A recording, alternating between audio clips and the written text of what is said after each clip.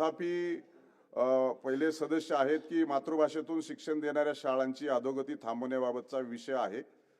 जगन्नाथ अभ्यंकर यांनी संपूर्ण महाराष्ट्रामधल्या शिक्षकांच्या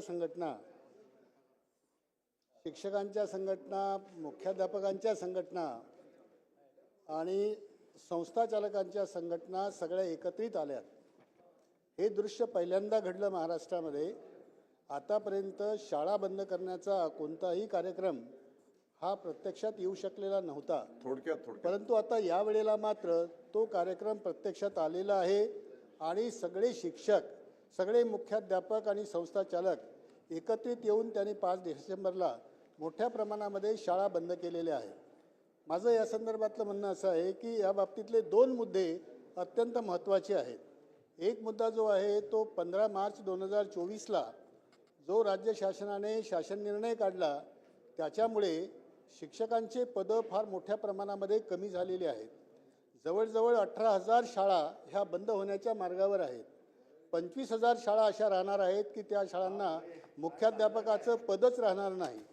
5वीचा वर्ग असलेल्या ज्या शाळा आहेत त्या ठिकाणी 5वीच्या वर्गामध्ये 0 शिक्षकांची संख्या असणाऱ्या शाळा 5,000च्या वर असणार आहेत।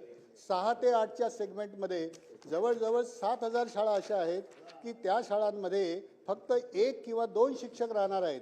3 वर्गांना फक्त हे 2 शिक्षक RTच्या संदर्भात ज्या काही तरतुदी आहेत त्या तरतुदीचं पूर्णपणे उल्लंघन या राज्य शासनाच्या 15 मार्च 2024च्या शासन निर्णयाने केल्यामुळे केवळ एवढंच नव्हे तर रात्रशाळा ज्या अतिशय महत्त्वाचं काम करतायत मुंबईसारख्या शहरामध्ये श्रमिक वर्ग हा दिवसभर काम करतो आणि रात्रीच्या शाळेमध्ये अटेंड करून आपल्या शिक्षणाची जी काही महत्त्वाकांक्षा आहे तो पूर्ण करतो। ह्या निम्म्या शाळा महाराष्ट्रामधल्या बंद होणार आहेत कारण त्यांच्याकडे फक्त 0 किंवा 1च शिक्षक राहणार आहेत। 5 ते 10चे 6 वर्ग त्यामध्ये 6 विषय कोर सब्जेक्ट आणि त्याच्याशिवाय आणखी 2 विषय जे आहेत सर्टिफाईड सब्जेक्ट, एवढ्या 8 विषयांकरता 1 किंवा 2 शिक्षक फक्त या 6 वर्गांकरता त्या ठिकाणी राहणार आहेत। याचं गांभीर्य लक्षात घेण्याची खूपच आवश्यकता आहे आणि म्हणून हा 15 मार्च 2024 याच्याशिवाय आणखी एक आहे सर, आणखी एक मुद्दा आहे। कशामध्ये घ्यायचं याची तर सूचना द्या, त्याला अर्धा तास चर्चा द्या किंवा त्याच्यात कशामध्ये घ्यायचं याचे तर डायरेक्शन द्या आपण। आणि इतका गंभीर विषय आहे, सगळ्या शाळा बंद पडत चालल्या आहेत। सरकारचं धोरण आहे शाळा चालवायचं का बंद करायचं हे एकदा स्पष्ट होऊ देत ना सभागृहात। आपण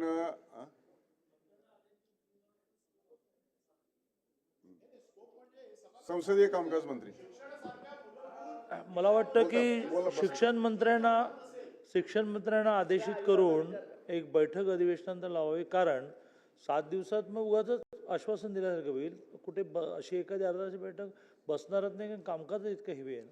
पण ठरवा तुम्ही काय। ठीक आहे।